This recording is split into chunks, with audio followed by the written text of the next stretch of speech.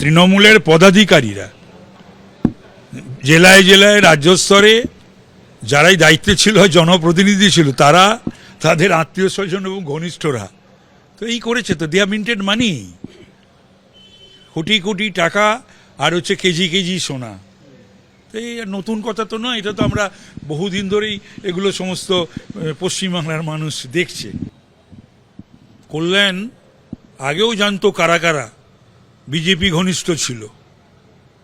কল্যাণ কেন, মমতা ব্যানার্জিও জানতো, এবং তারা বিজেপি ঘনিষ্ঠর জন্যেই তারা দর পেত।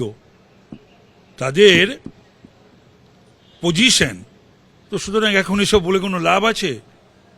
এখন এ সমস্ত যদি কেউ বলে, সে মমতা বলুক, অভিষেক বলুক আর কল্যাণ বলুক, এখন এসব বলে কোনো লাভ আছে? দানের রক্ত ভিন রাজ্যে পাচার, 5টি ব্লাড ব্যাংকের বিরুদ্ধে অভিযোগ দায়ের হলো। এই 5টি ব্লাড ব্যাংকের বিরুদ্ধে থানায় থানায় স্বাস্থ্য দপ্তরের তরফে নালিশ জানানো হলো।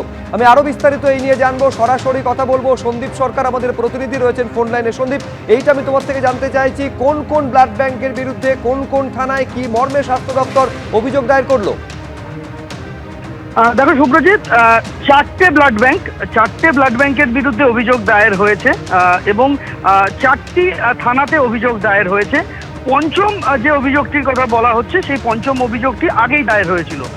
এই রক্ত পাচার কাণ্ডের তদন্তে এই নিয়ে রাজ্যের থেকে কলকাতার 4টি ব্লাড ব্যাংকের বিরুদ্ধে 5টি অভিযোগ দায়ের হলো থানাতে, আমরা বলতে পারি। রাজ্যের বাসিন্দাদের, রাজ্যবাসীর দানের রক্ত এবং প্লাজমা বিনা অনুমতিতে ভিন রাজ্যে বিক্রির অভিযোগ রয়েছে। ইস্পাত ব্লাড ব্যাংক সোনারপুরের এই ব্লাড ব্যাংকটির বিরুদ্ধে সোনারপুর থানায় অভিযোগ দায়ের হয়েছে। হেলথ পয়েন্ট ব্লাড ব্যাংকের বিরুদ্ধে অভিযোগ দায়ের হয়েছে বালিগঞ্জ থানাতে। অশোক ব্লাড ব্যাংকের বিরুদ্ধে অভিযোগ দায়ের হয়েছে লেক থানাতে। লাইফ কেয়ার ব্লাড ব্যাংকের বিরুদ্ধে অভিযোগ দায়ের হয়েছে বেনিয়াপুকুর থানাতে। এই অভিযোগগুলো দায়ের করেছে রাজ্যের ব্লাড ট্রান্সফিউশন কাউন্সিল বা এসবিটিসি। এর আগেই দক্ষিণ 24 পরগনার মথুরাপুর থানাতে হেলথ পয়েন্টের বিরুদ্ধে একটি অভিযোগ দায়ের করেছিল স্বাস্থ্য ভবন, যার ভিত্তিতে এফআইআর রুজু হয়ে গিয়েছে। আর যে নতুন করে 4টি অভিযোগ গতকাল দায়ের করা হয়েছে, ইতিমধ্যেই পুলিশের তরফ থেকে স্বাস্থ্য ভবনকে ইমেল পাঠানো হয়েছে। ইমেল পাঠিয়ে পুলিশের তরফ থেকে আবেদন জানানো হয়েছে যে স্বাস্থ্য দপ্তরের তরফ থেকে যাতে আরো বিস্তারিত তথ্য পুলিশকে দেওয়া হয়, যাতে তারা এই তদন্ত এগিয়ে নিয়ে যেতে পারেন।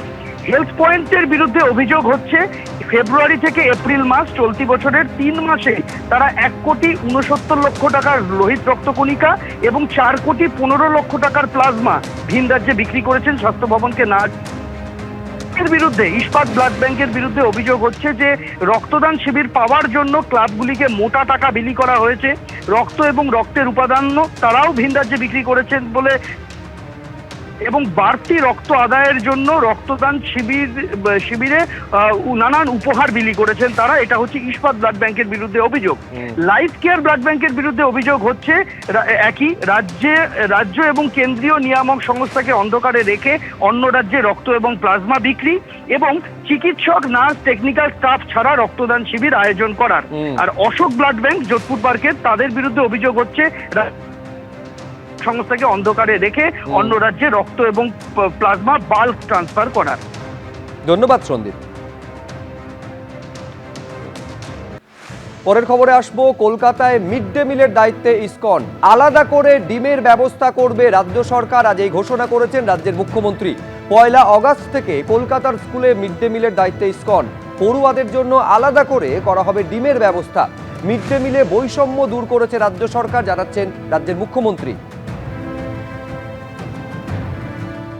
মিড ডে মিলের কর্মসূচি, এই কর্মসূচিকে কেন্দ্র করে যে বৈষম্য ছিল আমরা দূর করেছি। হাই স্কুল এবং আপার প্রাইমারিতে মিড ডে মিলের বরাদ্দ ছিল 10 টাকা, প্রাইমারিতে ছিল 6 টাকা 78। আমরা প্রাইমারির ক্ষেত্রে 10 টাকা করেছি, রাজ্য সরকার বাকি অর্থ প্রদান করবে এবং 1 আগস্ট থেকে এটা কার্যকর করা হবে। 1 আগস্টেই পাইলট প্রজেক্ট হিসেবে কলকাতার একটি বড় অংশে ইসকনের দ্বারা মিড ডে মিল বিতরণ হবে এবং ইসকন সাত্ত্বিক, শুদ্ধ, প্রোটিনযুক্ত খাওয়ার পরিবেশন করবেন। তার বাইরেও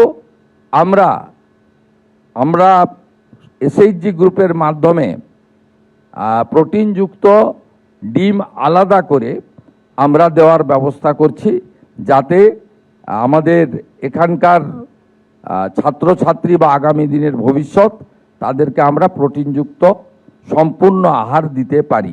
এবিপি আনন্দ, এগিয়ে থাকে, এগিয়ে রাখে।